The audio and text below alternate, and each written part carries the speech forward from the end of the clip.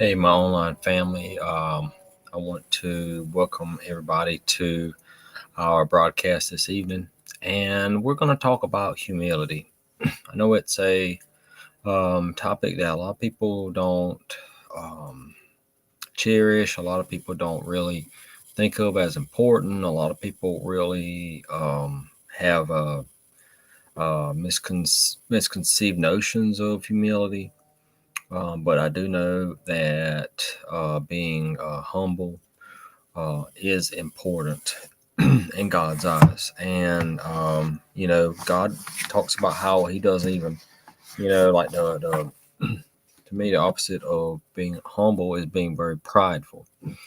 And it even talks about how in the Bible where God doesn't even like those haughty, proud looks that we may have sometimes.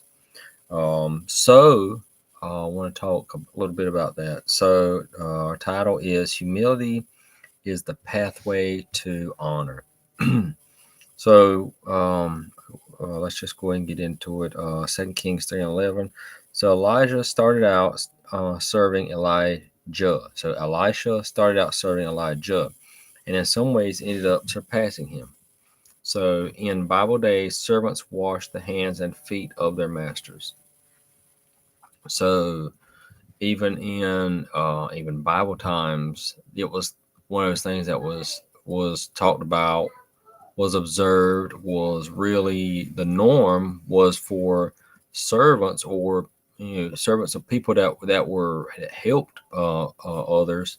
They would wash their hands and feet of their masters, and so when you're talking about servants in the Bible, these are people that may be serving under somebody in a sense that they are trying to learn a custom or learn a skill or learn something from them. And in this sense, Elijah and Elisha. Elisha was the servant. Elijah was the master, and they were prophets.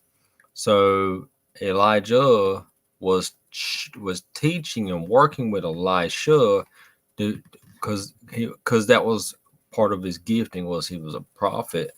Elisha was a prophet, and Elijah was showing him things, was teaching him. And so one of the things that Elisha was to do was, show that humility. And one of the things that they did was he washed his hands and the feet. So Elisha did that. He began with a humble task of pouring water on Elijah's hands and ended up receiving Elijah's mantle and using it to supernaturally part the waters of the River Jordan. So, showing that humility, being there, not like being a active learner and listener, and being humble, willing to know that this person is helping you, that this person is trying to bring you up to another level, trying to get you closer to God. That's important for us to realize those things and respect those things in today's society. And he ended up having a blessing imparted to him. Uh, Actually getting the receiving Elijah's mantle and using it to part the waters of the river of Jordan. For years, he had cooked meals, washed clothes, set up Elijah's tent. And when Elijah went to heaven, Elisha received a double portion of his spirit and ended up working twice as many miracles as Elijah. So when we are and from me knowing about Elijah, um, and really taking it to heart how that Elisha really looked up to Elijah, and he really. I imagine that the things that Elijah said, Elisha just took them to heart. I imagine that Elijah was may have been very stern with him at times, but also was very um, caring and making sure that the things that he needed to know, that he understood them. So There was a lot that even Elisha did, like it said, cooking those meals, washing clothes, and setting up tents. So he worked twice as many miracles when Elijah went up to heaven. After he went up to heaven, he left him that mantle. And there's an important lesson. If you enter service of the Lord wanting to start at the top, you will fail.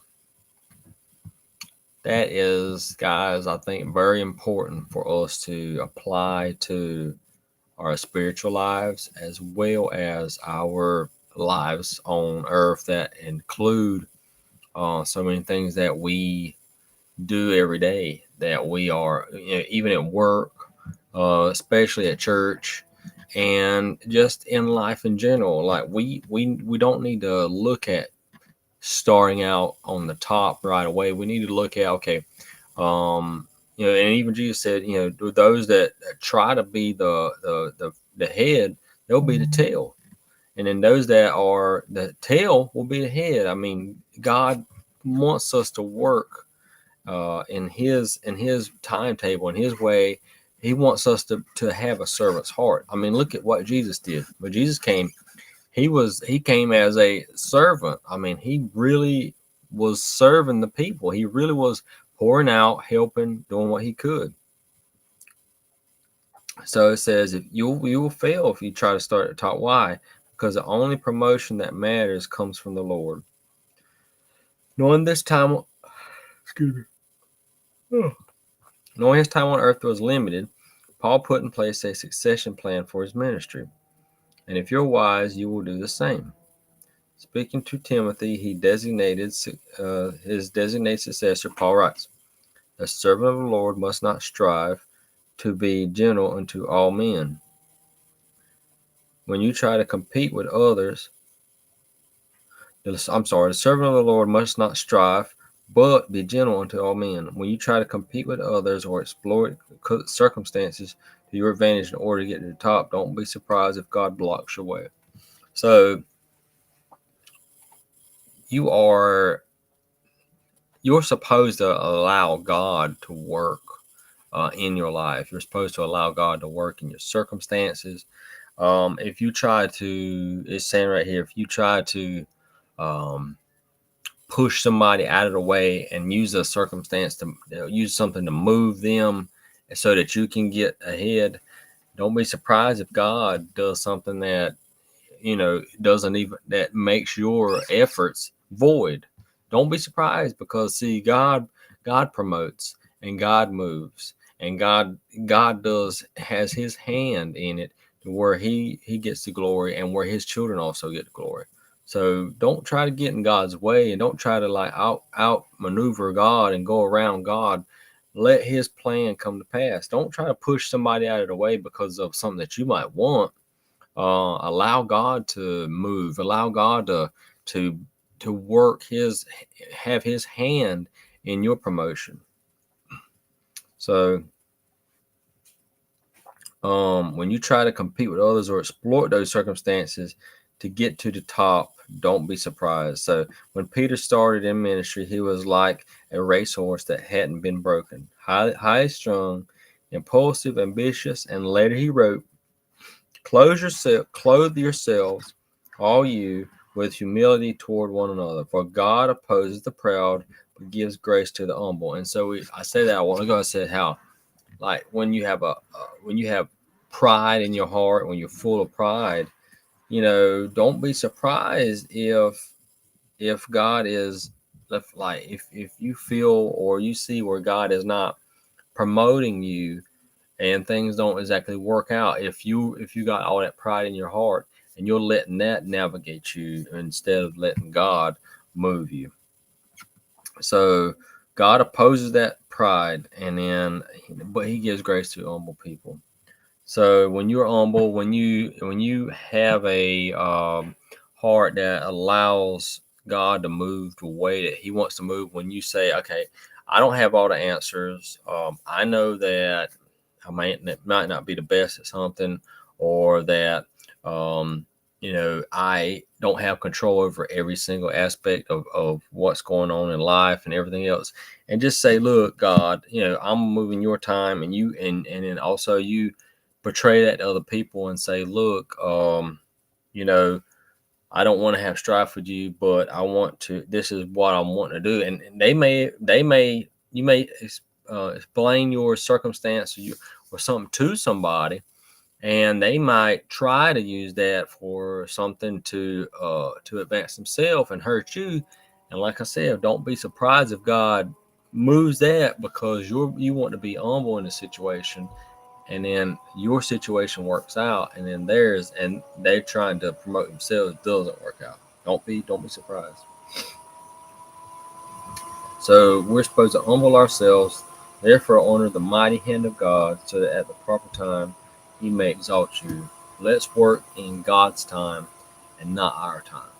Let's make sure that when we're doing things in this life, that we don't try to make something happen and get ahead of God, or make something happen that wasn't even something that God was wanting to happen.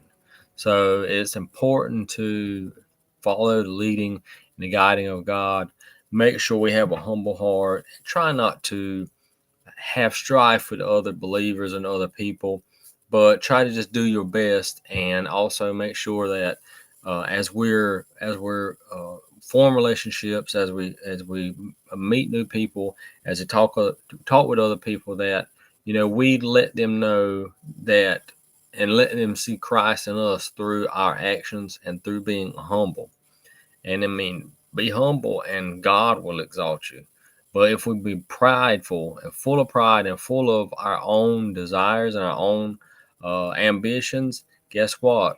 We're not lining up with God. God can say, all right, I'm not going to allow this to happen. I'm not going to promote this. They're trying to get ahead of me. So I'm going to make sure something is blocking that, because sometimes God may even do things to help us, to even save us from a bad situation. So that's just something to think about, guys. Look, well, I love y'all. I hope that y'all were able to take something from this about being humble and letting God move and let God exalt you, because when you are prideful, God looks at that and he does not like a prideful heart, a prideful look, and a prideful mind. I mean, those things are contrary to how God likes to work. But guess what? When we are humble and when we move with God and we pray and ask God's guidance on things, and he opens those doors, there's nothing that can stop us. And we always want to have God on our side whenever we're making decisions, whenever we're doing something, whenever everything we've got in life. Let's make sure that we are asking God for guidance, and we're asking God to be right in the middle of it, and then just listening to his voice, following his lead, and making sure that we, at the end of the day, that he is the one that has put us in that place. Because if God's put you somewhere, um, who's going to move you? But if you put yourself there, guess what? You may be under your own power. And guess what? The power that we have versus the power that God has is the power we have in ourselves, especially. There's no comparison. But I know that God himself, he will move.